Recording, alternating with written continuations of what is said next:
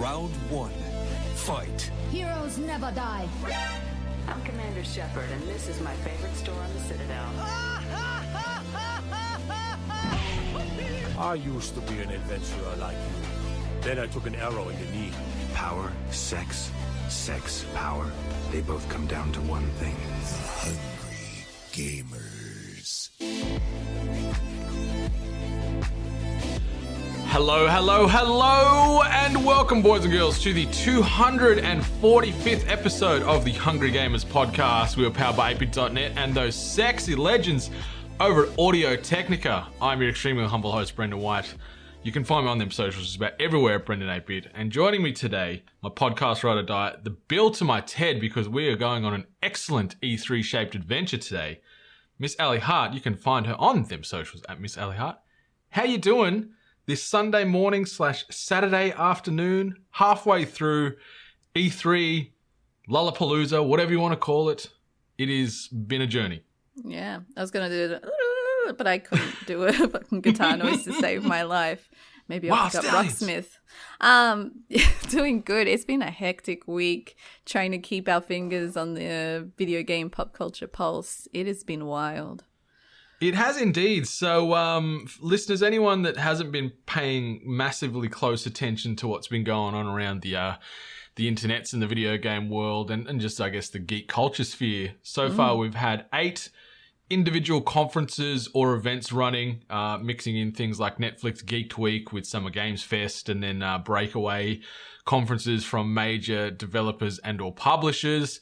I think we've had about 300 or so different IP showcased, primarily from gaming, and then obviously a smattering of television and film as well. So there's been a lot of information throwing around the internets at the moment. We thought we'd try and bring the main things that you guys and gals need to know about in this part 1 of our E3 2021 coverage. And we're going to sort of break down the majority of those conferences, highlighting things that we thought were the best. Maybe like, bring some attention to a few things we thought could have been done better, but we're not here to railroad or shit can or poo-poo things unnecessarily. We're going to try and give everybody constructive criticism and just give you guys some honest opinions and sort of shooting from the hip as far as what we've seen, heard, digested over the last few days. I am very tired. I've been awake since 5 a.m. this morning, and stupidly, I didn't go to bed till about 2:45 because I was up reading after my NFL fantasy rookie draft happened last night as well. So I am running on hopes, prayers, and black coffee at the moment, but I'm feeling good.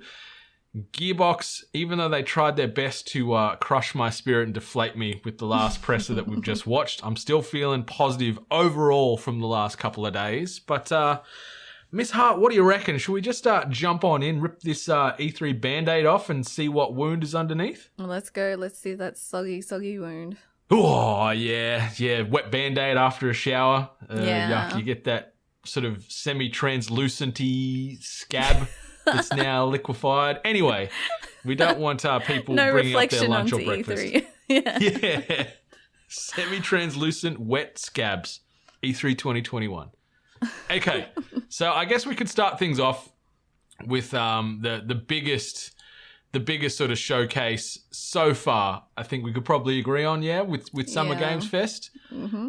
We got about 24 or so games. As a whole, we had Jeff Keighley up there doing his thing, proud as punch. He's one of the nicest and probably happiest people in the games media, kicking around, and he certainly made lemonade out of lemons after things with E3 no longer continuing with Keighley in a formal capacity. So we went, you know what, middle fingers to you at E3, do my own thing, and that's where Summer Game Fest came in, and I think he executed well for the most part, would you say? Yeah, I actually have a lot of respect for him. I know because he actually puts himself front and center and he's, foot forward on a lot of these things now, that he usually is a target for a lot of jokes and a lot of mean comments his way. But I do honestly have a lot of respect for what he has done for gaming and elevating it in a platform, especially, like you said, taking over what shadow E3 left, and I think he's done well between the Game Awards and every other live streamed event. I love what he's done with the set, just that whole like Star Wars, like this how the series kind of does that whole immersive like surround like environment panel, how he's kind of incorporated that, but now the ground was also incorporated too. I think it looks very cool, very stylish, and they just have to figure out the dead air thing. There's moments of dead air that need to be kind of cleaned up, but apart from that, I think it goes well. I think I prefer it. Yeah, the set, the Summer Games Fest set was very polished. Like, I think you nailed it. Like, they've got this sort of edgeless just immersion that's going on where Keeley these sets are becoming part of the pitch, and he's in this world, and it's coming from the ground and the walls and the ceiling, and look really slick. And he's a seasoned professional. Like he can present and lead a show really well. He's got good personality, and he's not too he's not too loud, not too dickish. He's got the right amount of quiet confidence, I think, that he instills in his delivery, and you can see that he loves what he's doing and he's passionate. Like, this is his baby, and you can see, whether it be from his tweets leading up and during and after, or when you're seeing him live on stage there, or pre-recorded and streamed on stage, however they went about it. I think overall it was pretty good. There was about 24 or so games primarily highlighted, some with bigger caliber than others. There was a mixture of big AAAs, some indies. We got some unique interactions with a few celebrities, and we were able to sort of cross off a couple of our E3 predictions already in this first showcase alone. But I think my general feeling, before maybe we jump into some of the highlights or lowlights or just anything I wanted to mention on some games, is my overall feeling with like, it was, we use this metric a lot. It was fine. It was fine. Like, no discredit to any game or title that was shown throughout this presentation, this whole event, this stream. But for the most part, it seemed like, they got a good chunk of stuff through there. There was a few questionable things that were kind of shown or talked about, and I was like, was that necessary? But for the most part, in contrast to a few things that we have seen now, it was a good event. It was good. Yeah.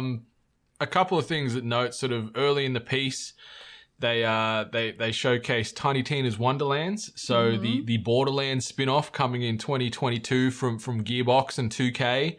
I like that they're going this sort of high fantasy route. So it's going to have some of the looter shooter mechanics of Borderlands games of yesteryear, but with a magical fantasy spin on it. So I think that could be fun, fighting dragons and stuff like that with a group of fellow companions. I think that could be cool. Like, I think probably had similar vibes with Borderlands 3, where it's kind of like, I'm not feeling this anymore. This formula's gotten a little bit stale. So maybe this little reinvention could be a nice way to pull me back in. What about you? You in on Wonderlands? They addressed that this isn't like Borderlands. They said it's its own thing. It's kind of standing on its own legs. I see the D&D element that they've attached to it. This little kind of D&D style where they've actually explained that Tina's like attachment to it is they used a term that I kind of missed, but it sounded like a dungeon master. Like, she's the one that's delegating the adventure. She was throwing dice at the end of the trailer and stuff. Exactly. So the main thing that actually got me was the cast, the voice actors that were in it. Like that could draw me in, although they could be also just getting them involved just to have names attached. So, but for the most part, I'm on the fence. I could give or take this title. So yeah, it certainly piqued my interest. Like, we didn't get a ton of gameplay. They showed a little bit in this sort of couple of minute reel with the introduction to the game and some more Tiny Tina mannerisms and that same Borderlands cell shading that we've grown very accustomed to over the years. But it looked cool, and the potential's there, and mixing in the hysteria that is D&D with, I guess, the global love with a franchise like Borderlands. Like, it's smart. It makes sense. And it's an interesting angle. Yeah, so hopefully they execute it, because I'm like, yeah, okay, I'm interested. I'll give this a look next year when it drops. Touch wood, with all these dates and COVID and everything else putting things in a constant state of flux. Something that surprised me, we got a little bit of Metal Slug love. They've reimagined this classic from the 80s and 90s into a tactics game. Like, I'm not a big tactics guy, but I thought the juxtaposition between tactics and then that old sort of lower fidelity graphic really contrasted really well. It looked kind of cool. I thought it was quirky, and they had the original voiceover guy yelling out the names of the characters you can play as and stuff. So I thought it was just a nice 80s throwback. It just had some real 80s action vibes, which I was digging. My husband got I didn't know what it was, and my husband was like so excited. He was like telling me about like the original games and like the little like mentions on who you were fighting and everything, and he's excited for it, especially that it's tactics as well. So I knew nothing about this title. So you never played a Metal Slug in the arcades? I don't think I did. No, nothing seemed familiar about it. Yeah, I didn't see any rescuing of POWs that was pretty constant in the old versions of the games, the old side-scroller shooters where you could play. I can't remember if it was 2 or 4 players supported back in the day, but just running around those jungles and whatever else and killing bad army people to save your prisoners of war was a sight to behold. Now we get it in Tactics World again. Yeah. Miss Hart, what about you? Did you got anything you wanted to highlight? We can maybe just juggle a few back and forth as far as ones we wanted to reference from Games Fest, high points or low points. Solar Ash. This isn't the first time we've seen it or I've brought up my interest into it, but it's always good to see it amongst titles, because I definitely think it stands on its own legs.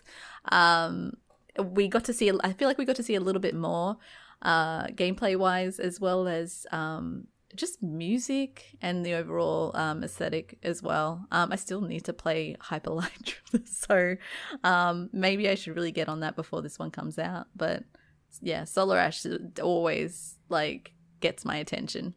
Yeah, the color palette and the art style is like right in our respective wheelhouses. It's got that 80s synthwave neon. And watching the gameplay that they showcased, I was getting like Shadow of the Colossus vibes, where you're this little character and you've got to traverse these big giant creatures, and you're jumping up and sort of pulling yourself to weak points and sliding around here and there to take down this big flying dragony beastie thing. It had a real cool vibe to it, and I'm like, oh yeah, okay, this is on my watch list, that's for sure. Yeah, it's not my typical style of game, but it's just way too pretty to kind of give up. Yeah. What else piqued your interest on Summer Game Fest? I mean, the team that did 2 Point Hospital have now come out with 2 Point Campus, and this looks so stupid. I love it. I love the zaniness of this game. So never went to university, so this should be a good experience to see like what I missed out on maybe. Like night school is like seems to be one of the things that you can do there.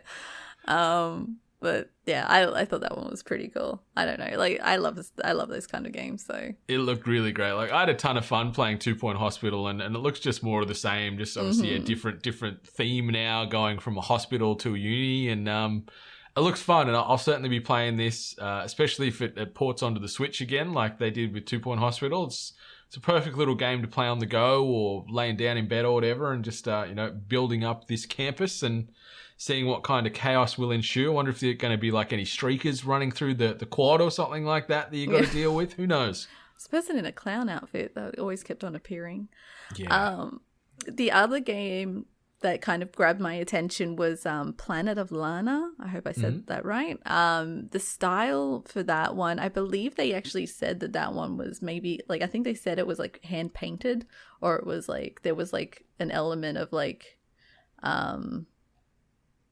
that they drew it, like there's art elements that were actually hand drawn or hand created to add to it. And I mean it looks like a kind of like a platformer puzzler that we're pretty like familiar with now, but like I got these like almost like Studio Ghibli kind of look to it, like the trees and the background. So I don't know, it was the only other one that kind of made me kind of pay attention.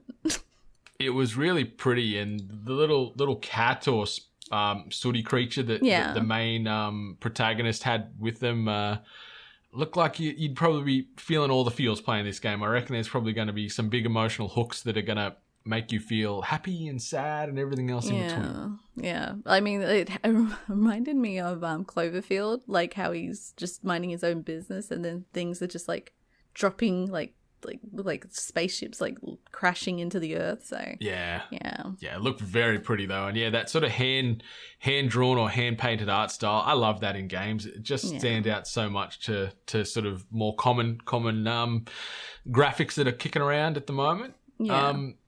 This one's a bit of a two-pronger. Firstly, because it gave you a bit of a check mark on one of your predictions regarding the celebrities being a little bit awkward talking about video games, but it was. We talked about this offline. It was self-imposed, it felt like, where Jeff Goldblum went full meta and was aware of how awkward these things were and just lent into it. Yeah, he definitely realized, like, he kind of, like, just broke the illusion of professionalism and mentioning, like, the teleprompter and everything, and just even joked about the world premiere terminology, which seems to be a running joke now. It was really great. And more Jeff Goldblum was never a bad thing, no matter what he's doing. He just steals the scene, and he was there to announce that Jurassic World Evolution 2 is on its way to computer and also consoles, which I'm excited for. I'm a big Jurassic World Evolution fan, and getting a bit more of this where they're going to try and tie it into the upcoming film that's coming out next year. I think there's going to be a bit of a spin there where the world's moved on, dinosaurs are living among us now and stuff like that, and they're going to try and weave this into this world builder. So I'm very excited to dive back in, and we'll see if Jeff Goldblum's going to narrate Jurassic World Evolution 2, because he did do one of the campaign expansions you could do on Evolution, the first one. So I wonder if he's going to lend his voice to it again, which I hope will be the case. I bet he will. He's up for everything. They're just good fun games. Another one I highlighted, I'm not a Tarkov guy, and I've never played a game of Tarkov, but this trailer, it just felt like I was watching more serious Call of Duty. I wrote, looking at my notes, kind of looks like a more serious PUBG Call of Duty. There you go. There you go. We did not compare notes before this. So, we did not, no. Nah. Yeah, like it looked cool, like... And I know a few people that play this game religiously, and it's very punishing. I've seen like the game, like, because the original concept of the game is you're underground, right? Like you're trying to get resources and defeat other people that you run into. So I only have a small understanding of how this game plays, but I know that A, it's a punishment, and B, like the community, like the people that play this game, like they're really serious about it. So I'm interested to see now what this new content where you're like above ground, what that means for the community and if it changes things for them. Yeah, a casual player's game, this is not, that's for sure. It's a very devout game that you need to be committed to, because every move, every bullet counts. You die, you lose all your progression, all your gear, all that kind of stuff. It's very... very punishing, and a lot of people that play it are big fans. I couldn't do it. I'd probably cry or break something where you spend several hours building up your character and finding resources and weapons, and then you get sniped from across the map and all over Red Rover. So, but power to the ones that do. I know Pestily, who's a big streamer from over here in the AU, has made his hay on the back of Tarkov and whatnot. So, it probably keeps a lot of the streamers and competitive players happy to see that they're going a bit more of a suburban route this time with this expansion, which is coming. I can't remember if it was slated for this year or next year, but it's coming in the near future. Mm-hmm. We got some more gameplay for Back for Blood, which is the Left 4 Dead spin-off done by Turtle Rock, who most recently did Evolve. So we're seeing more of that 4-player squad first-person shooter with countless hordes of zombies and the various offshoots of the infected creatures coming at you.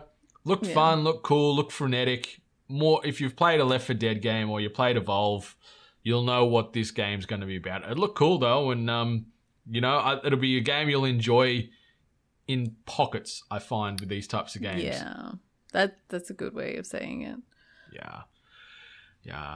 Another one that I wanted to highlight that I was interested in, and it got showcased again in the Ubisoft showcase this morning, was Tribes of Midgard, even though it looked kind of like a more isometric ripoff of... God, now I'm having a mental blank. On Valheim, yeah. I'm like... Yep. Where's that Spider-Man meme? That's all I kept thinking with it. It's pointing at each other. We've got Viking tribes, out there pillaging, plundering, going back, building up their settlements, fighting bosses, upgrading their armor, upgrading their weapons, just with a slightly more improved graphical fidelity and the camera going from third person over the shoulder to that isometric Diablo-esque style camera shot. Mm-hmm. It's coming out later this year. It's surprising because it's a PC and PlayStation exclusive, this one. So it's not on the Xbox at the moment. So it's dropping on PS4, PS5, and on Steam. So that one there. And then the other one I wanted to highlight before maybe we just go scattershot on some of the other ones and just bring mention to them. Evil Dead, the game, got a bit of love. Yes, a bit of love. A lot of love, I guess, yeah. And rightfully so. So we had Bruce Campbell... Ash Williams, as otherwise known as, doing the voiceover for this trailer. Mm-hmm. We got a lot of gameplay as far as squad-based survival, again, like akin to, say, a Dead by Daylight, you could say.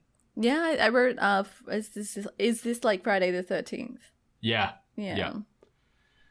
So, and I love that they've brought in characters from the entire Evil Dead universe. So you can play as Ash, you can play as Eric the Red, you can play as people from like the first movies, you can play as people from Ash vs. Evil Dead, the TV spin-off, you can play as people from Army of Darkness, or you can take over and play as the Deadites. So you can play as one of 4, I guess, hero characters, or you could play as the big bad and try and kill said hero characters in this game. So it looks fun. Similar probably thought process with Back 4 Blood, where it'd be good just in little spurts, playing with some friends, jump in, have a few rounds, jump out. It's not going to be probably an everyday type of game for some. No. Others, maybe though, I don't know. Good like multiplayer, like mess around. You'll probably see it on Twitch streams a lot. Those kind of titles that play like that are usually quite popular. Yeah. I also want to point out, and I don't know why I had to point this out, but to me the game actually looks surprisingly good graphically. Like, we got an example of like gameplay and I'm like, actually this is actually pretty good. I even paid attention to like hair mechanics and I'm like, it's actually not bad. They've actually done really well with it. It doesn't look like janky. Yeah, it doesn't look like a AA type of release. It looks like they've thrown some money and a lot of hours into nailing the likenesses of the characters. Yeah. And as you said, the hair and just the atmosphere, like seeing them running around out near the cabin and just the constant fog lingering around and like the tall cornfields and the eerie trees. Anyone that's watched an Evil Dead movie knows what some of those trees can do. So I don't know if that's going to happen in the game itself, but... characters look good tonally. I think it nails Evil Dead. It combines the right amount of gore with that same little bit of tongue-in-cheek comedy that you get. Yeah. So I'm keen. I'm keen for a bit of Evil Dead. Outside of that, we got a ton of other games. We got some announcements for stuff like Among Us. Yep, cool. Not for me. Not gonna poo-poo it any further than that. We got season 4 of Warzone announced with some offshoots going on there. There was a Stranger Things Smite crossover. I wrote, is Smite still a thing? Apparently so. I honestly haven't heard about Smite for such a long time. I truly believe that it was done and dusted. Yeah, so they've got an upside down level and also the options to play as like Hopper and a couple of the other characters in the models Smite, look good though. Yeah, they look realistic. They look pretty good, pretty detailed. I liked Smite, to be honest. I know everyone tried to rope me into League of Legends, but I think I still would play Smite. I've never played a game of Smite. It's always interested me, but I've just never played a game. Not even one round. I think it plays better. I enjoy it more. Maybe it's more simpler. Maybe. That's maybe why. Simplicity is good, though. It does. Don't make me think. Some other weird ones. Fast and the Furious cars return to Rocket League. Yeah, cool, whatever. The Overwatch 2 showcase to me was just weird as hell. Yeah, I wrote okay. Like, I wrote Overwatch 2. Okay. Highlighted 2 characters and the graphical enhancements where they're like, oh, if you look closely, you can see all the chips and circuitry processing on this new character's outfit, and it's isometric. It's like, yeah, cool, man. I want to pitch something to you because I know that you like the Dark Pictures like anthology. Yeah, like they showed us their newest one, which is called House of Ashes. The concept is very interesting. Like, I feel like they're really like they're keeping themselves open into like just scenarios of horror, which I respect. But the whole like soldiers in like what appears to be like maybe the Middle East and then stumbling upon a tomb that's like buried underground. For the most part, that doesn't really scare me. But I'm genuinely surprised they showed the monster. Don't you feel like that? I thought it was a bit strange. Yeah, unless there's like another hidden monster or something like that. But I kind of like, I'm like, why would you show us the monster? Like, I feel like the way this game runs, it like they're going to be depending on what lurks in the shadows. But if you know what it looks like, doesn't that kind of ruin it? Yeah, I'm with you. And I'm thinking maybe this is like sort of always like a minion type of monster. Like, there's probably going to be an overarching, maybe big bad, and these could be like the underlings, I hope. Yeah, maybe. Because, yeah, you don't want the big reveal given away in a trailer that was like, the trailer looked interesting, and I love what Supermassive do, and I'm excited to play House of Ashes, but yeah, if they played their cards fully in that trailer alone, when the game comes out, you're gonna be like, man, you know, where's the surprise? Because it was all about that what's around the corner paranoia, because one wrong move kills the character you control and reshapes the game itself. So you don't want it all given away in one damn trailer. Yeah, like, I mean, with Until Dawn, I like the mystery of the Wendigo. Like when I thought the shock value of when we finally got to see them was incredible, and I think it added to the horror element of it. So I don't know, like that's just my personal opinion, because it's really hard to scare me when it comes to like horror. But I just thought that was a weird choice. So hopefully they prove me wrong. Me too. I'm hoping we're both off the mark on that, and there's a lot more to it. That was just like a little grunt demon creature thing that we got to highlight too. We got a Nier Automata crossover with Fall Guys, which took me by surprise. I kind of like it. Like, she's just like this little chubby goth girl on the on the beautiful, colorful stage of colorful characters, and now I know everyone can experience what my life was in high school. Pasty white girl wearing black and a sea of color. It's so great. And we got a smattering of other releases. Anything you wanted to highlight maybe before we pivot and jump on to, we could say maybe our overall feelings, like, do you think it missed the mark? Do you think it landed? Stuff like that. But yeah, what's your thoughts on anything else that Jeff and Co highlighted during this presser? I don't know. I just want to shout out Deviation Games, who had a whole segment about announcing that they exist and that they've partnered with PlayStation. That's all they had.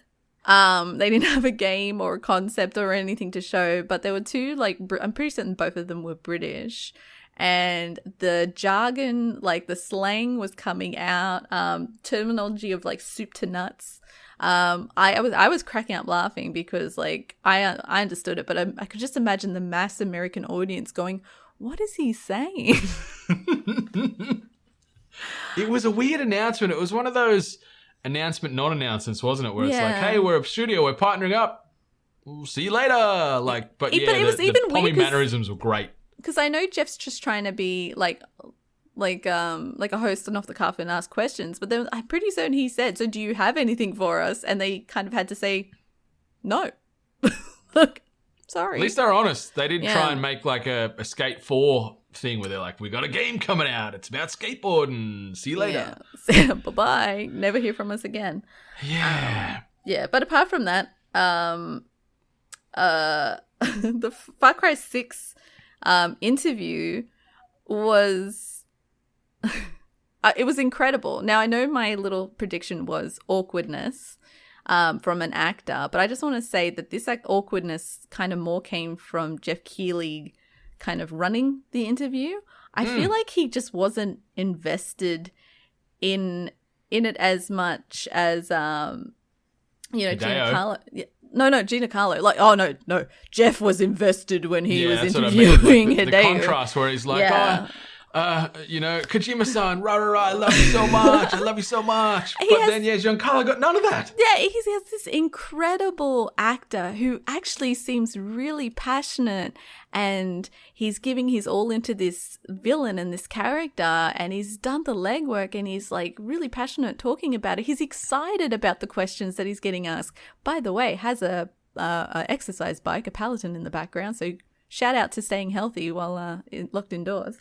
He looks good, old Giancarlo. He does. But I just got kind of angry because I loved how much he was giving such a good interview, but like he was getting some flatness on the other side. So, but I wanted to I wrote down what a great guy.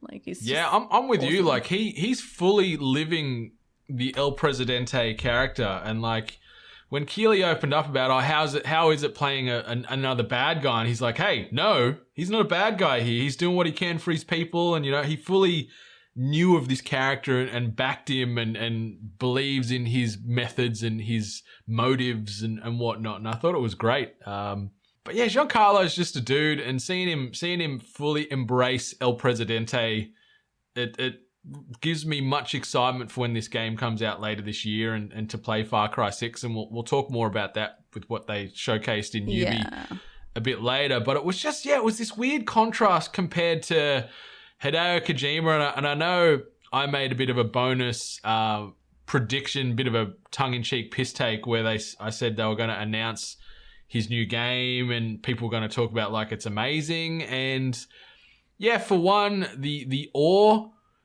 that Jeff Keighley was in talking to Hideo about things like fucking 9/11, for God's sakes. Oh my God, twice Hideo brought it up, twice.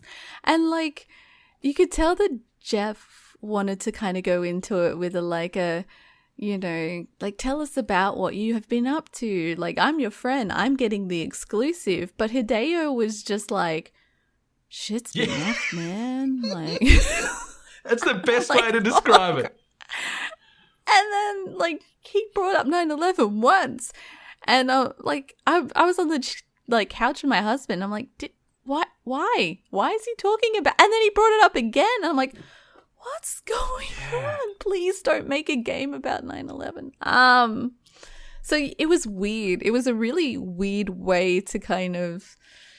Because it was at the start, really. It was at the start of the showcase, so I'm like, oh my goodness. It was very strange. Very strange. Yeah, I just think it's like this whole... It feels, I think... Like, I know I said I don't want to, like, talk negative, but it's kind of... It always just feels like this really awkward, like... Like, it seems like he wants to appear as friendship, but it more just always comes across as really fanboying. Like... so I don't know. It's a really awkward tone to kind of start off a big event. But you know what? He idolizes the guy. The guy means a lot to Jeff. So if this is the times where he gets to, glorify having a chat with him, then go for it. Why not? And it was quite the chat. Yeah, 9/11, COVID discussions, very dry delivery from Hideo as one would always expect. And then he's like, oh, I'm here to announce. And I was like, oh, it's the new game. He's like, no, Death Stranding director's cut. And I'm like, And then the trailer that's meant to hype and sell this game to the masses is Norman Reedus looking at a fucking big cardboard box, jumping in it, jumping out of it, and that was it. I'm like, what in the world is going on here? What is this? And then I'm like, well, it's Kojima. Yep. Okay, fair enough. I'm not surprised. Yeah, like, that must have really pissed off, like, Metal Gear fans, though, because, like, even, like, when he kind of walked in and he was in that establishment and you saw how the guards were, like, walking around, like, in typical, like, Metal Gear style, I'm like, oh, no, he's either, like, going to create a side mission where you're going to have to do that, or he's just teasing it. I also...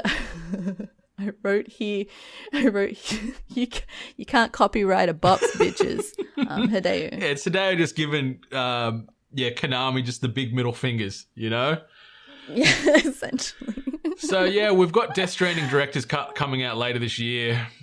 There's some people out there that's pretty excited for it, I guess. It didn't move the needle for me. Like, I've had my time with Death Stranding. It was what it was. I'm happy to move on and wait for the next Kojima game. So, at time of recording today, we are still halfway through E3, but I doubt we're going to get Kojima's next game. I think that was the big reveal. Director's Cut Death Stranding was it. That was definitely... And some 9/11 hysteria. Actually, speaking of... Oh, my goodness. Actually, speaking of big reveals, I think because of other people, we should speak about Elden Ring, because that was a major thing. Unfortunately for me, not my kind of game. I wrote it looks old. I was kind of surprised by the quality of the game, like how it looked. To me, it looked a bit graphically off.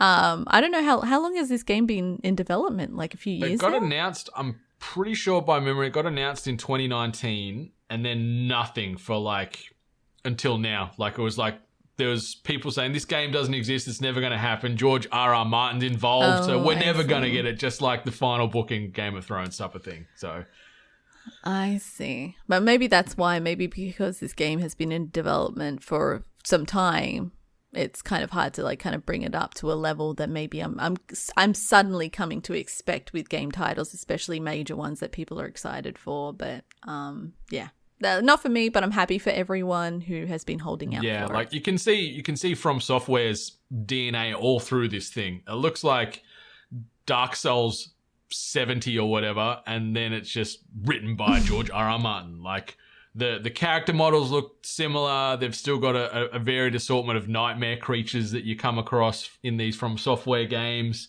Medieval flavor with fantasy and horror. It's the tried and true and tested formula that From Software have been rolling out for several years now, and to much success. Like people love this style of game. It's not for me, and I don't think it's for you either. Like these styles, they're too punishing and too stressful for me. But it's a real thing. And the craziest thing is they gave us a fixed date. They didn't even just say 2022. They said it was January 21, 2022. So they've committed to an actual date that this game's allegedly going to come out. Touching wood. A lot of people are suggesting that the date isn't going to be legit, like it is going to mix out. But I feel like in this day and age now, and also from watching other studios presently, you can't promise a date. So either they've given a date because they are 100% certain, or they just did not pay attention to the backlash from people. I guess they had to give a date, didn't they? Yeah, but it was big, and it was a big get from Keighley to showcase this as the closer for Games Fest. There is a lot of rumor milling going on that Games Fest paid up more to showcase this. This was apparently on the Microsoft docket for a while, but apparently Games Fest paid up more to have the rights to announce this world premiere. I'm glad. I know a lot of people kind of like gave it away just before the announcement, because apparently there was an unlisted YouTube video attached to the Elden Ring YouTube channel or something like that. So, but either way, it was apparently the best way to end the show. But you've actually been able to mark off the music performance. Yes, off this one event, pretty much wholly and solely. We had some interesting ones. Keighley had you covered. We had live music. In the pre-show, we had We Are OFK play a track. We had Japanese Breakfast, which looks like she's a solo artist playing some sort of indie rock synthy stuff. I didn't mind it. We had Sonic Orchestra play, so we had an orchestra do a segment juxtaposed with the game, and then we had Weezer playing in parallel with this interesting wave game, Wave Break.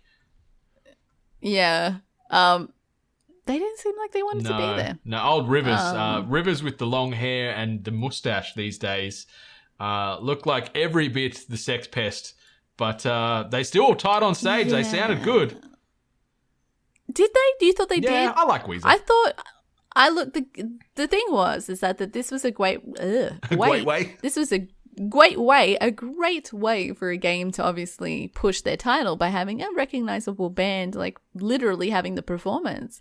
But the game had this really cool, like Miami Vice kind of 80s retro wave look to it. And the song that Weezer did for it was boring and like... It was very Weezer. Slow. Like, I like Weezer, but if you've listened to one of their albums, you've listened to all of their albums just about. Like, they haven't really changed up their formula too much over the years. Like, they have a little bit here and there on the occasional track, but it's a similar secret sauce that they pour on all their albums, which isn't bad. Like, I like Weezer, but I think you know what you're going to get with every album release. I guess so, yeah. Yeah. But yeah, 80s Miami Vice, Wave Race 64 is sort of what you sort of compare this thing to. And yeah, they should have had like the bands that we've kind of gotten into recently, like the Midnight and and you know they'd do it.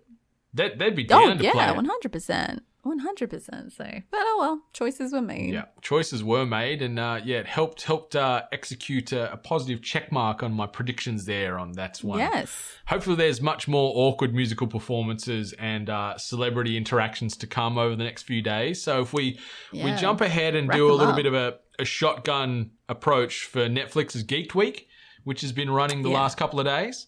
I'll sort of mention the headlines, and then maybe if we want to jump into a few here or there individually, we can. So, Witcher 2, The Witcher Season 2 was showcased with about a 20-second teaser. And on the back of that, they also announced WitcherCon for July 9th, which is a partnership between Netflix and CD Projekt Red. So there's going to be a lot more happening in about, 4 weeks' time. We got a Castlevania spin-off announced. The Splinter Cell animated series got an update. Adi Shankar's Captain Laserhawk, a Blood Dragon remix. So we're getting a Far Cry offshoot animated show coming to Netflix, which looks so cool. And Adi Shankar, he's also handling the Devil May Cry animated series for Netflix as well. Oh, okay. We got our first look at the Cuphead animated series, which looks so fucking cool. And Wayne Brady as King Dice, the main villain. I'm in. I'm buying whatever they're selling. Yeah. Sign me the fuck up. We also got an announcement regarding the cast for the live-action Resident Evil series. I just wanted to say one thing, and Lance Reddick is going to be playing Albert Wesker. So the Caucasian eternal bad guy from Resident Evil, the dude with the blonde, like, military crew cut hair and the glasses, Lance Reddick is playing him, and I'm all for this. Arcane League of Legends got another trailer showcase, and then we also got the He-Man Masters of the Universe Revelation update, where they announced the cast. We had people such as Lena Headey, Chris Wood, Sarah Michelle Gellar, and Mark Hamill on board with He-Man Masters of the Universe Revelation. So, Miss Hart, what do you want to throw around as far as deeper dives on any of this stuff? First of all, I never watched He-Man. I want to watch He-Man. It's so good. Like, I honestly thought it was just going to be kind of like a fan service to young boys and what they kind of grew up with, but I'm on board. Having Kevin Smith attached to it, I think adds the right amount of flavor to it. And how does Mark Hamill get to be every great character of history? Skeletor. Like, and he does it so well. Like, he has a voice where you're like, oh my God, that's Mark Hamill, but it's not like, oh, I'm confused. I'm thinking of the Joker right now. I'm like, no, I'm thinking of Skeletor, Yeah. So I'm really on board for that. So I was genuinely shocked that they kind of signed me up for that. And yeah, obviously Cuphead. The art style is so good, man. The art style looks so great, and I love even in that short blip, there looked like there was a bit of sinister, like I guess it has to be like bit of a little foreboding sinister going on nature in to there. it. Yeah, exactly. But then the fact that they're like, Wayne Brady is going to be King Dice. I'm like, yes, of course. Like, why wouldn't that be the case? And it just seems like such a brilliant casting choice. So that made me absolutely ecstatic. So I just want to say the Resident Evil live action announcement. Did you watch it when it happened? It was weird. It was like 2 or 3 shots of a photo shoot. And I don't even think they mentioned any of the other cast in that little snippet. Yeah, it was certainly anchored by Lance Reddick. Like a lot of the other cast, like I'm not familiar with their work. Like But give him a shout. And it's weird too because this live action series, it's allegedly set like 3 decades after the initial T-virus outbreak. So somehow they've gone like a different timeline to what we're used to with Resident Evil, and somehow Albert Wesker's, I don't know if it's going to be then shown through flashbacks and that's how Wesker's still around, because spoilers, he actually finally gets killed off in one of the Resident Evil games after many, many failed attempts. But I don't know how it's going to work and how they're sort of changing things up, but I like that Lance Reddick is we gush about him often. I'm such a fan of his work, and seeing him now play one of my favorite villains in one of my favorite franchises, I'm like, I got lukewarm hopes. I don't have high hopes yet because they could bastardize this franchise something fierce, but with Reddick involved, I'm optimistic. Yeah, as a Titan main, you should be ecstatic. Yeah, my God, Zavala! But yeah, there's some cool announcements, like the WitcherCon coming up next month is interesting. We'll probably get a bit more of an extended trailer there. But yeah, they only just gave us this little sprinkling at Geek Week because they're like, oh, by the way, there's an event next month now. We'll tell you more then. Getting a Castlevania spin-off is cool. So it's going to be set during the French Revolution, and it's going to revolve around Richter Belmont, which is the son of Trevor and Cypher. So that's really cool that we're getting some continuation from the 4-season arc we got on Netflix, because it is really good. The Splinter Cell series, apparently each episode's going to stand alone. There's the only continuity in the characters you'll see is Sam Fisher going from episode to episode. They'll all be self-contained. So that's going to be fun to see what they do there.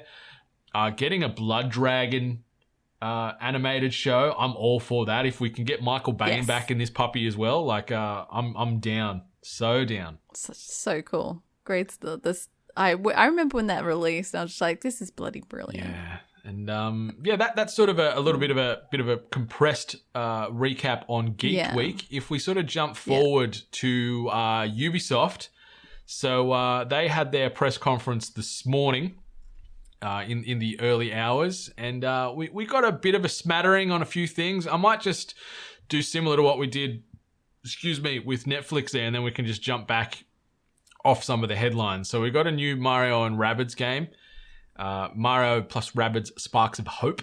There was also the Watch Dogs Legion expansion or upcoming DLC called Bloodlines that was announced.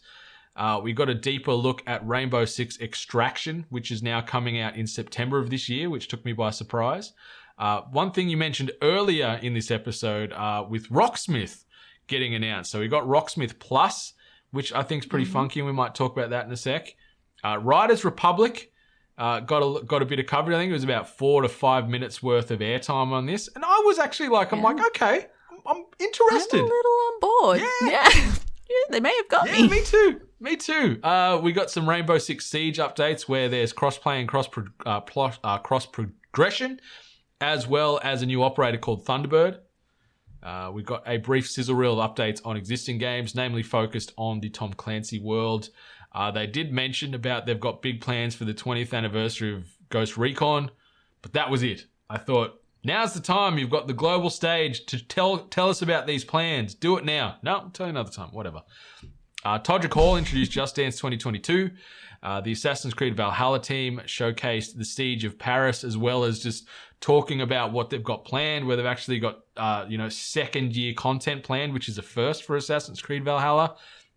They highlighted a bunch of TV and film projects. So they had a quick little cutaway to Mythic Quest. I love that show so much. And then also another trailer for The Werewolves Within, which I didn't mind tonally. I'm pretty in. I'm going to watch it. I liked it. I like the tongue-in-cheek nature about it. Yeah, when I saw someone tweet and they were like, instead of calling it like it's werewolves out, I think, or lichens out, playing on the Knives Out sort of concept with the film. So if it's like that, but with werewolves, I'm down. We got another extended trailer on Far Cry 6. And then they also highlighted the Far Cry 6 season pass. And I've got to say, the show was closed and showcasing a new Avatar game called Avatar Frontiers of Pandora. And I could care less about this game. This was like graphically gorgeous.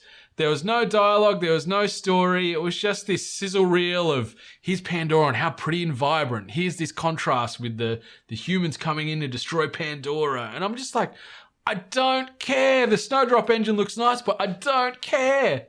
I haven't seen Avatar. What? Luckily enough. Hang on. Technically, I have because I worked in JB Hi-Fi when So you saw it on the screens Avatar over came time. out. So I saw it on the screen. I have no basis of story, but I wrote on my notes here for this game. Let me fuck those trees.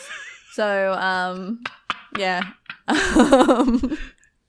But I have no interest in an Avatar game. And then I even asked my husband, I'm like, who asked for this? No one. There must, because obviously there's movies coming out. There's actually a lot of movies that they've got planned for this, for Avatar. They've filmed the second and third movies allegedly back to back, and they're going to come out year on year. But I don't know when James Cameron's just burning billions making these goddamn things. Yeah, well, I mean, and there's obviously big fans of Avatar, so this is going to be great for them. Like, they'll get to explore the world, and it's going to be, graphically, like, beautiful. Like I'm sure the universe is really stunning, but just, like I said, I worked at JB Hi-Fi when Avatar came out, and I saw that shit every day of my life. So I have, it's not for me, but there's obviously a fan base that will love it. Yeah, but if we sort of jump back and maybe cherry pick a couple of highlights from Ubi, the Bloodlines DLC from Watch Dogs looks cool because it's bringing in Aiden Pierce from and Wrench from prior Watch Dogs franchises, bringing them all over to old London town and trying to find this rogue member of DedSec. So I'm like, okay, cool. Comes out next month, so I don't have to wait too long on that. Rainbow Six Extraction. Similar to this Avatar game, I couldn't really give a crap about. I don't like. It's another one of these squad-based shooters, but now they're getting some sort of horror science fiction-y elements in where you're fighting these infected creatures. I'm like, cool, man, but I don't care. I want to, but I don't. For me personally, I feel like that kind of style of game has been done a lot. Yeah. So I'm just curious: are they trying to get new audiences, because you do use existing Siege characters. So I'm wondering if they're just trying to get more people into Siege through this way by appealing to them by this game model, or are they trying to just give their fan base more content by doing something different? I'm just curious what the angle was. Me too. And like, they gave this game a lot of attention. It got a big chunk of airtime during this showcase, and I thought they could have probably used that time in better areas. Yep. Like maybe give us an update on Beyond Good and Evil 2, which is like probably your biggest game you got working. Didn't even get a mention. We didn't see it. It's gone. It's like it's got the Elden Ring. It's Elden Ring. That's a new term now, isn't it? Yeah. It's got the Elden Ring. Just got Elden Ring. Sound good. But what about you, Miss Hart? Any of these other ones you want to bring to the table, talk a little bit deeper on? I want to say how, as a plane flies over very loudly, two things actually. Okay. Far Cry 6, we got to see some like in-game cinematic, like some story, some disposition, and going back to like Giancarlo and how much of a great actor he is. I was like, he's giving this scene his all, but the animation on his face is so like bit wooden, minimal. Yeah, and I'm like, his voice is selling me this, but then the actual model, the character model, was dumbing it down, and I felt like that was such a shame because like I said, like he's really into this role in this character, and it seems to be sad that like maybe in game like it might be dulled down a little bit, which is a little bit sad. Like if people rewatch it again, I don't know, maybe I'm just being a little bit too much of a fangirl, I don't know, but like for me, I just kind of felt like it was a shame. No, I agree. I agree. Like you could see the emotion was getting expressed to a degree. But yeah, if we were looking at, say, a side-by-side where you're seeing Giancarlo do the mocap and then the finished product, you could see some of the wrinkles and the facial animations weren't quite as tight as you were hoping. Like, yeah, he still got the message or the emoting across, but there was a little bit of it mixed compared to what I guess we're used to seeing on the real screen. Like, he still looked good. Like, you could see it was him. There was no question marks. It's like, who is this guy that's using his voice? But no, you could see that's Giancarlo. But yeah, some of the character models weren't expressing emotions to the depth you'd hope for with some powerful scenes going on in that trailer. Exactly. But I was forgiven when they announced the Far Cry 6 Season Pass, which showed some content where you get to play as 3 major villains from Far Cry, and one of them being from Far Cry 3, which was Vass. Yeah. I got so excited. Like, I saw him on the screen. I was like, like, and there's like, you get to play as the villains. I'm like, but we don't really know how much into it, like how, like, long this gameplay is or what this will be. Maybe it'll be a very, very short snippet. But you also get to play as Pagan Min and Joseph Seed. I didn't play Far Cry 5. It's good. So I don't really know much about Joseph. He looks scary in some sense. Yeah, he's got that scary cult leader status. And he kills a person by ramming some kind of Bible into their mouth and breaks their head open with it. Like, a very visceral trailer. But it feels like these 3 baddies are waking up in like this nightmare dreamscape, and they've got to make their way through this weird, twisted parallel universe reality. Yeah, exactly. So like, either I don't care because I just want more Vass. I think he's one of the best like video game villains. He's one of my favorites anyway. So that definitely that made me happy. Low-key, I never played the Mario Rabbids game, but I love Rabbids. So I love the trailer for this. The sassy Princess Rabbid, and now you got Rosalina Rabbid, and she just can't be effed. She's like, ugh, like, and she has some cute little pull cord star weapon, and I thought that was cute. You're always gonna win me over with Rabbids. So. Yeah, I found it surprising with I guess not now I'm thinking about it out loud, with Far Cry 6 where they've included Far Cry 3 Blood Dragon in the expansion pass or the season pass. But now that they've got this Netflix animated series coming, they're like, okay, we're going to try and get pulled through here with that. So it makes sense. Yeah, polish it up maybe. But yeah, a second Mario plus Rabbids game took me by surprise. I thought that was going to be sort of like maybe a one and done type of collab effort, but now that we're getting Sparks of Hope is interesting. But yeah, Rosalina and Bowser joining the roster and coming to the Switch in 2022. So that was interesting. But overall, I think the Ubisoft conference was fine. Okay, there was no real like jaw-drop announcements. Like I mentioned Beyond Good and Evil 2 in passing, but I'm like, that was another perfect time to just show us a little slice. That was the opportunity. A little trailer, a little bit of gameplay, a little update, something. But nothing. Yeah, I would say that they probably, like, maybe Avatar was their their winning biscuit, but it's a stale for us, biscuit. Unfortunately, yeah, it was It's a soggy Sayo, that one. Oh no. But overall, like, there was some things in there that definitely piqued my interest. I'm not familiar with the Assassin's Creed Discovery Tours that they include in their games. My husband actually brought it to my attention where it's an educational element where you get to get like educated about the universe that they've actually established these games in. So they're going to be adding the Viking kind of element into Valhalla. Apparently the one in the Egyptian one was pretty good. It's so cool. You take control of just random NPCs and you go to certain areas on the map and it gives you real historical data about what happened there or the relevance of this person or the building. It's really cool because you play and you learn at the same time. I think it's a really smart thing that Ubisoft do with their Assassin's Creed world. I think it's great. I'm shocked I've never heard of it before. So yeah, that was probably another key thing that I got to take away from this event. Yeah, I'm excited to play Siege of Paris when it comes out later this year. But another quick mention I wanted to say, Rocksmith Plus I found that very surprising. I thought it was cool where you can actually learn to play real guitar, whether it be acoustic or electric, and you get real-time feedback through an app that can connect to your phone or your computer. But how do you feel about paying a subscription? Yeah, do you know how much it was? I didn't manage to track down the price. I don't recall catching actually how much the subscription price was.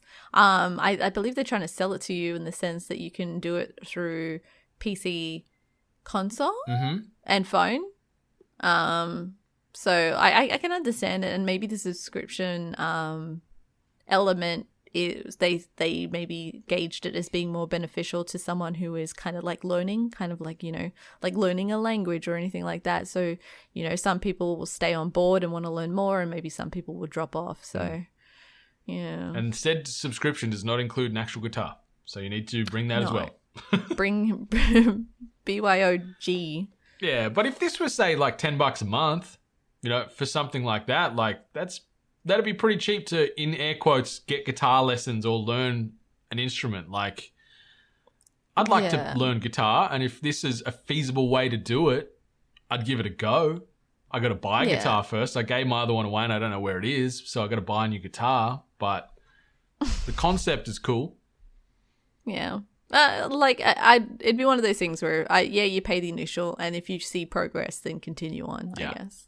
Yeah. And if you're not feeling that, go get your hands on a copy of Riders Republic. And whether you want to carve a snow-top mountain, you want to ride a crazy mountain bike down a hill, you want to be flying around on in a glider, like in a wingsuit or whatever. Yeah. It looks bonkers, and it just blends all these worlds together. I can't explain why I'm on board. Like, I said to my husband that it feels like, how in GTA there's like a group lobby and then you load up like a game, like, it's usually like a racing game or something like that. It feels like they've taken elements of that, and that's why I think I'm on board with it, because I usually enjoy that kind of chaos. Yeah, and the big races they were showcasing had 64 real players in it. So you versus 63 other people in like a downhill mountain bike or a snowboard, Or an ice cream bike. Yeah. Yeah, just some bizarre, like it mixed crazy extreme sports with then just even crazier outfits and machinery. But it looked fun. I got real like I haven't played a snowboarding game in so long, and I think that's the part that got me the most. I'm like, hell yeah, I'd love to go back and play some snowboarding. The mass multiplayer element too. Yeah, like that. Yeah. Yeah, but Riders Republic, sneaky little positive showcase here in the Ubisoft presser. So. If we jump down, did you want to talk about some, I didn't catch much of the indie stuff, so I didn't get to see Wholesome Direct. I caught about 10 minutes of Guerrilla Collective, but I had to sort of pick and choose my battles to catch up on a few trailers. So I'm going to say I didn't have anything to add to the Guerrilla Collective, but Wholesome Direct. Miss Hart, did you want to give us a quick play-by-play on that one? Yeah, like Wholesome Direct, we're not going to do what we did with the other ones as well, because Wholesome Direct actually showcased 70 games. 70. What? 70. 70. 70. So I love Wholesome Direct. It's a great way to showcase those kind of easygoing comfort games that a lot of people, it appeals to like a lot of people. You don't want to think too much. It's usually got like either like farming or like puzzle elements or just about feel good or like maybe even emotional connection. So I do recommend, I'm not going to go through 70 games.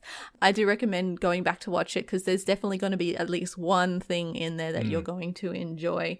I'm going to point out, there was a lot of consistency in certain type of games. There were quite a lot of farming games, like a lot of Stardew Valley, Harvest Moon kind of stylized games with their own unique little attachments.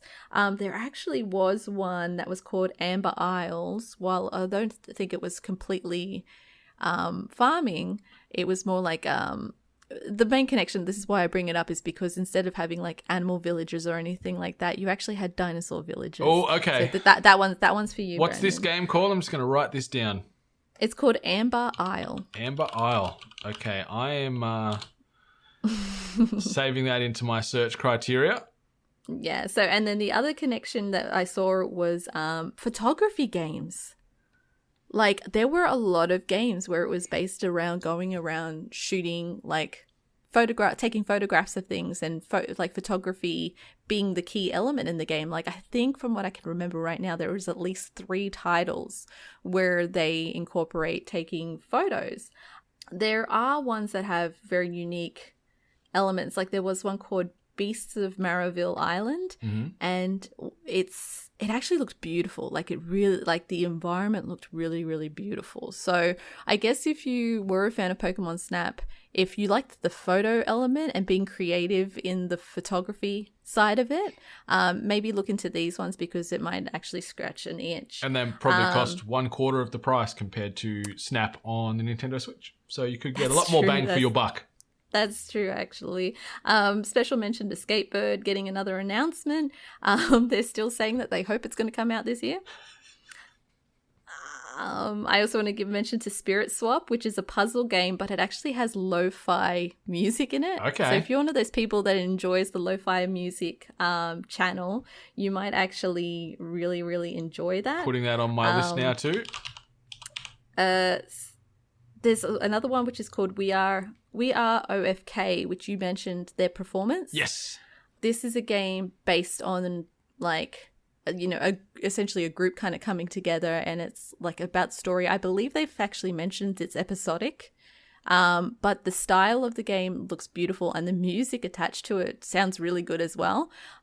So I would probably give that a look. And I want to also mention, I'm going to butcher this, Tasumachi Behind the Twilight. Gorgeous, super beautiful game, and the music also attached to that one as well was really stunning. Bear and Breakfast, I'm still waiting for that game. Turns out there's actually a scary element to it. There's like something haunting the woods nearby. I thought it was just a happy game, but it turns out there's more to it. There's actually 2 games about cooking food in a pot. Okay.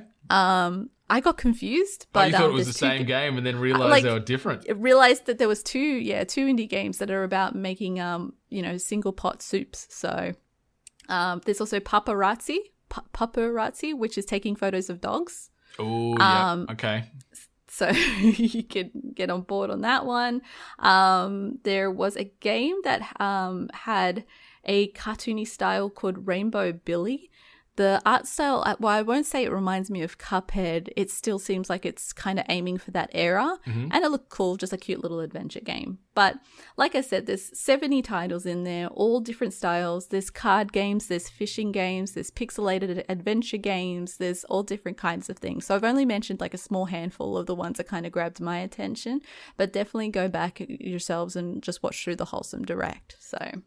It sounds like if you've got a passion for it, it's going to be showcased there in Wholesome Direct. You're going to at least get one slice of something that's going to tide you over and make you feel happy. Exactly. It's great that they're getting showcased on this type of platform. I love that with like Guerrilla Collective and Wholesome Direct, where a lot of these indies typically, where it was just big AAA-a-thons at E3 of yesteryear, but now that we've gone digital and they need more time to fill, and just giving a broader platform for everybody. So I think it's awesome to see some of these smaller games get the attention, the spotlight they deserve. Yeah, exactly, right. And like 70 games. There's 70 games out there in the universe that may have not gotten the attention that they would have gotten on this large scale and being on the roster of, big studios. So seeing that these like smaller studios getting that attention, it can only lead to like more games, more studios, and more wonderful things for us to play. So. Exactly. And a quick little snippet as well. If you're looking for something to play right now, the Trigger Witch demo is available on the Xbox store. So it got a little bit of love in Summer Games Fest during the ID at Xbox little showcase in there.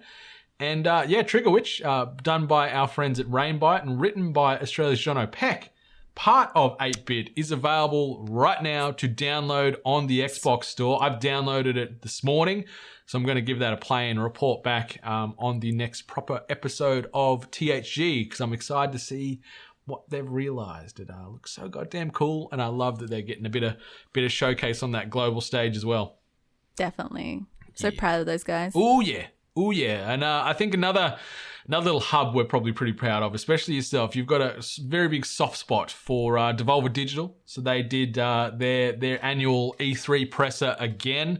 I'll just quickly rattle off some of the headlines regarding games, and we can just cherry pick some things we want to talk about in broader detail. So we got another Shadow Warrior 3 gameplay trailer. I'm only going to have one opinion on that. It looks like a cheap Doom.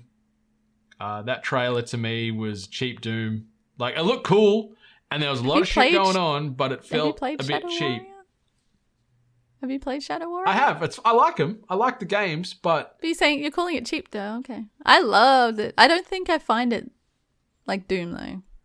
That latest trailer felt that way because they've got the grapple gun or the grappling hook to traverse like in Doom now, or maybe Doom's a more expensive Shadow Warrior. I don't know which way you want to contrast it, but I'd say that. I'd say Doom's more expensive. It still looked cool and visceral and loud and angry and crazy creatures popping up everywhere and finishes and all that. But anyway, I don't want to rain on that parade too much. Trek to Yomi got a trailer. Also, Phantom Abyss got a bit of love there. Wizard with a Gun was showcased, and I think it certainly lives up to its title from what we got shown there in the couple of minutes. Death's Door was showcased in a bit more detail, and it's coming out next month. So it's coming out on my birthday. It's coming out July the 20th, Death's Door. So I'm going to buy that for myself for my birthday. Inscription was a horror card game that got showcased. Tumble Time was a free puzzler coming to mobiles, and then Demon Throttle Physical Only Edition is available through Special Reserve Games, but from what I've seen, I think it's already sold out on Special Reserve Really? Games. Yeah. Damn. Miss Hart, what do you got on your notes list there regarding Devolver that we wanted to jump into in a little bit more detail? Okay, so anyone that's ever watched a Devolver showcase, Devolver loves making a big performance of their showcase, and the chances are there's always going to be Devolver takes this opportunity to essentially make fun of the gaming industry and the gaming sphere. Like they always kind of recap the previous events. They've only been doing this kind of style, I think, for 4 years now. I think this might be the 4th or 5th year. Yep. That they've been doing this style. So the joke this time around is that they were making fun of like game as a service, game subscriptions. And they were just trying to do this whole selling point where they did this entire graphic for it, but then they said that this subscription service is for free, so you can purchase those games.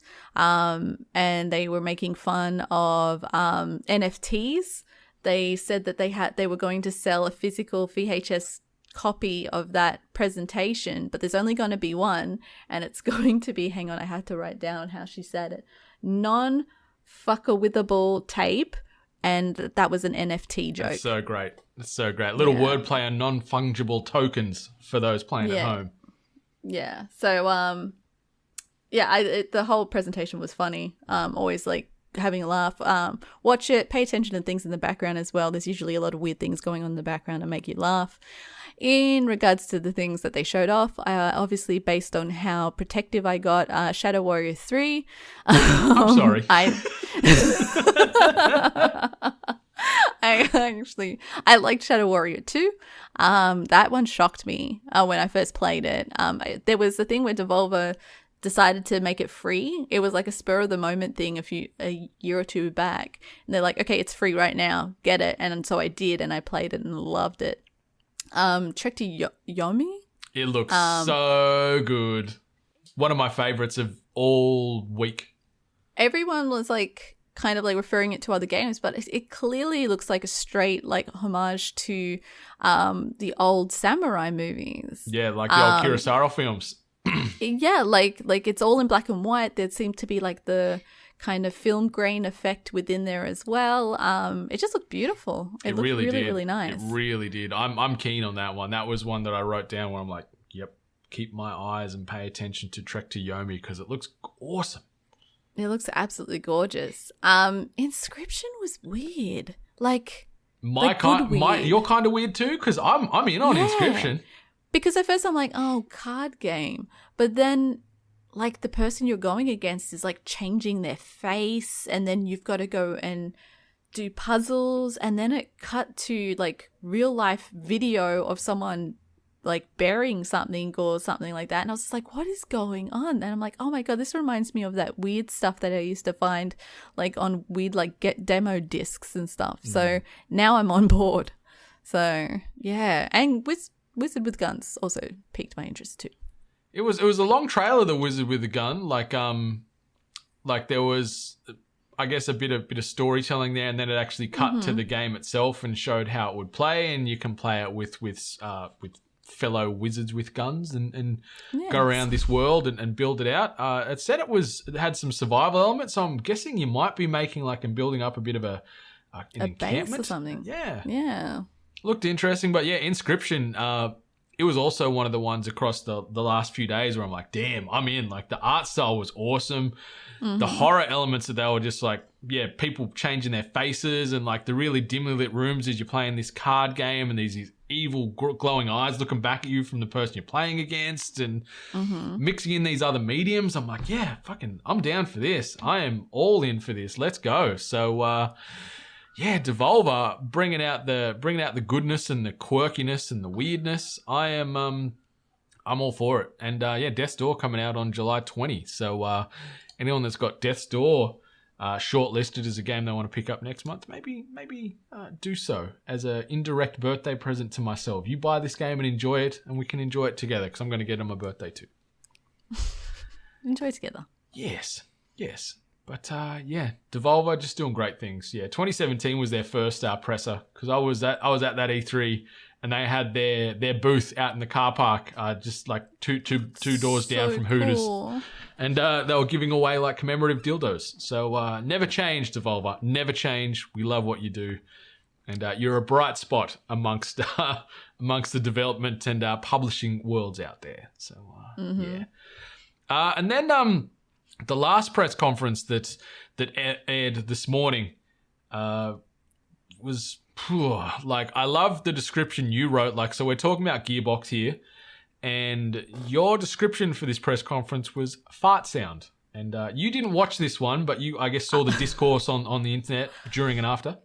Yeah, like my whole thought process where I'm like, okay, well, they've already announced one major title. Like I like I mentioned earlier, I wasn't very interested in Tiny Tina's Wonderland. So I was like, okay, well, I don't know what else they're talking about. And I'm like, oh, let me just check Twitter to see how it's going.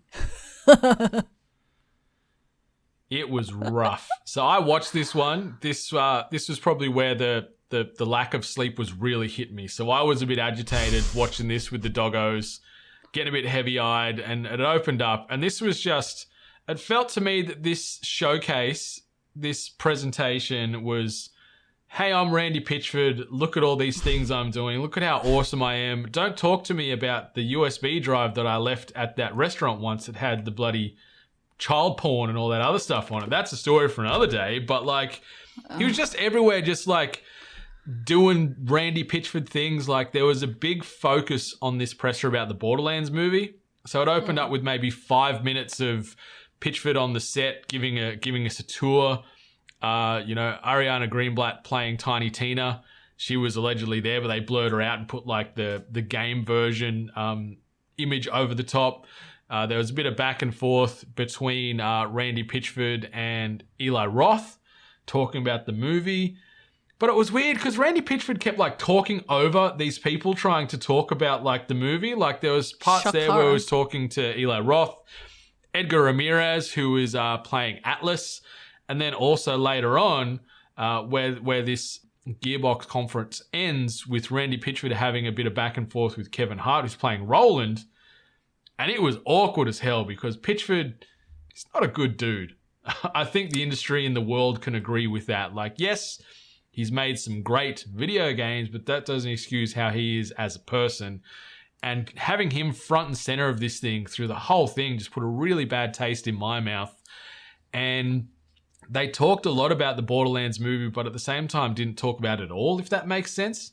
Yeah, I can understand like, that. There was no trailer shown. There was no showing of the characters in their outfits. Obviously, we got that silhouette photo we talked about, I think, on last week's episode of THG.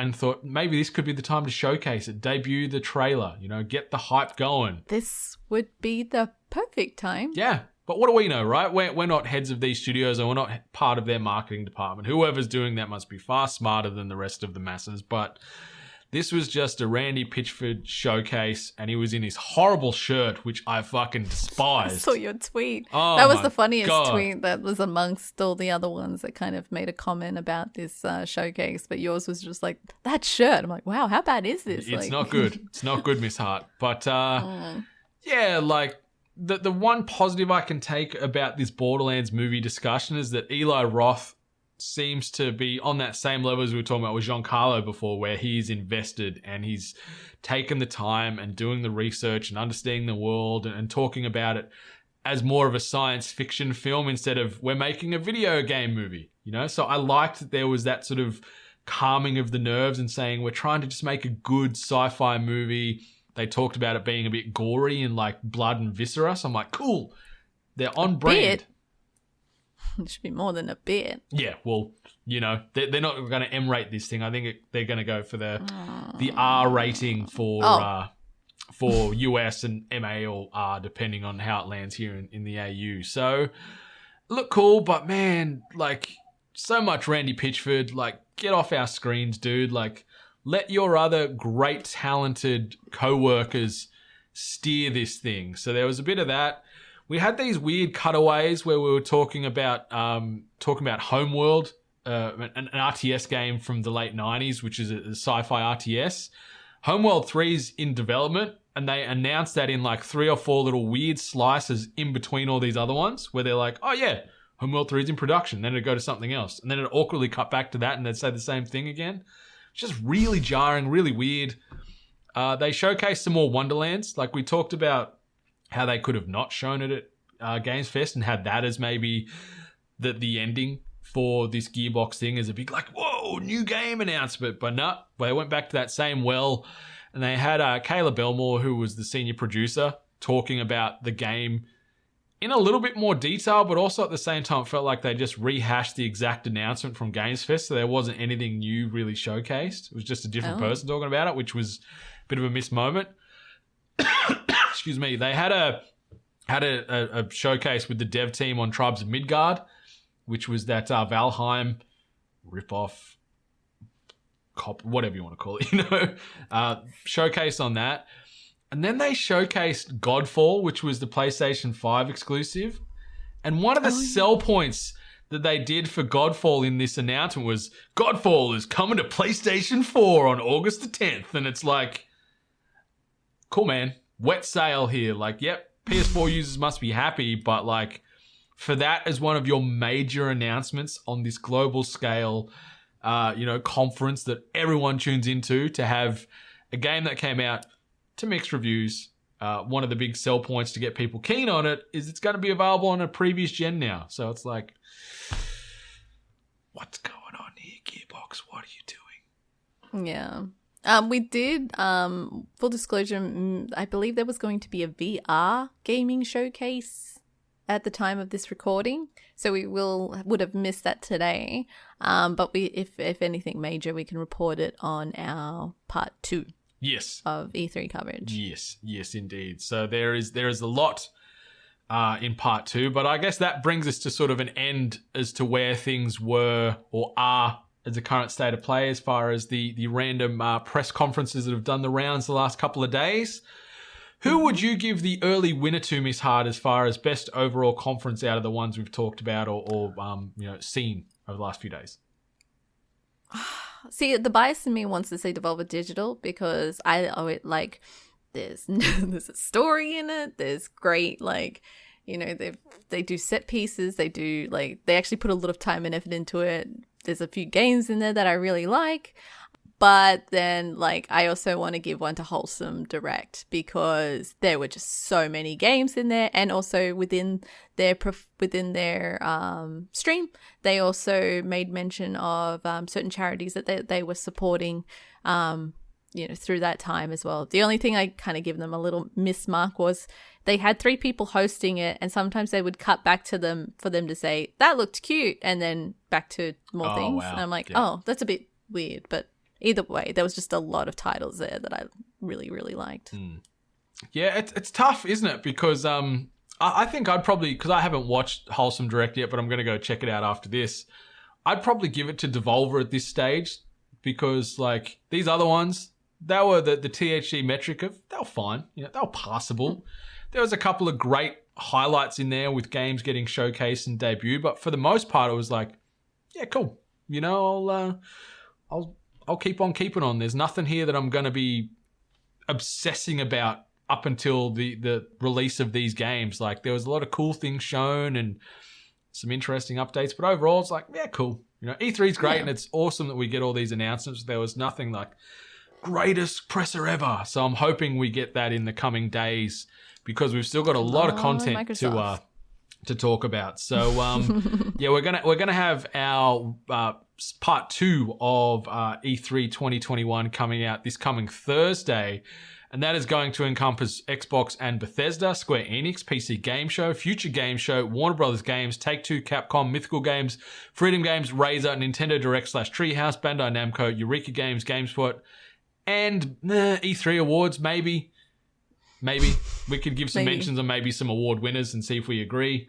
But there is a lot more E3 coming your way. So, yeah, if you wanted to get up early and watch those streams live, feel free to do so. They're available, you know, on Twitch, YouTube, and just about everywhere else. Or you could watch them on demand on YouTube as well afterwards at a more respectable hour for AU listeners. Or if you're around the world, just jump in when you can and see what exciting new announcements are going to be coming your way this week to release this year and beyond. Yeah, definitely go through and watch these events. Like if listening to us is the first time you've heard of any of these things, I do recommend going back and checking these things out. Hopefully we've enticed you enough to check out at least a few things in this title. Netflix Geek Week, there were other things as well, like a bunch of animes and other TV shows that were announced. So see if you can find maybe a rundown of everything that was announced through the Geek Week. I was pretty impressed by that. And also, like I said, Wholesome Direct. Just grab the list or watch the whole thing because there's a bajillion things in there. So definitely, and even some of the larger press conferences, if you don't want all the semantics and awkward hosting parts back and forth, you can find all the trailers just broken down. So if you want something a little bit more tighter and you're a bit more sensitive on time, just go back and check all the trailers. Like Press Start, obviously Australian outlet here, they do a really good recap where they'll have each one of the trailers then like a line or two showcasing what it is. So you can just smash through the trailers one after the other instead of having to go through some of the weird hosting and back and forth. If you just want to see the games, that's probably the best way to do it. Exactly. All right. ATEBIT Nation, that brings us to the end of episode 245, which is E3 2021 part 1. But until next time, ATEBIT Nation, much love. And stay hungry.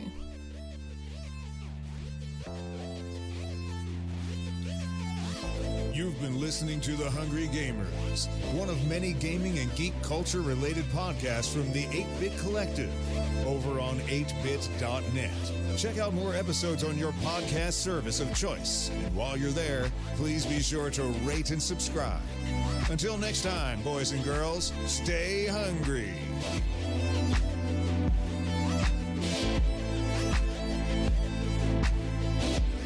So many games, Miss Hart. So many games. So little time. Forgot to mention Ryan Reynolds' awkward movie announcement for the movie that hasn't come out in 3 years. Oh, yeah. Sorry, Ryan Reynolds. I'll buy a bottle of your aviator gin as penance. Oh, me too.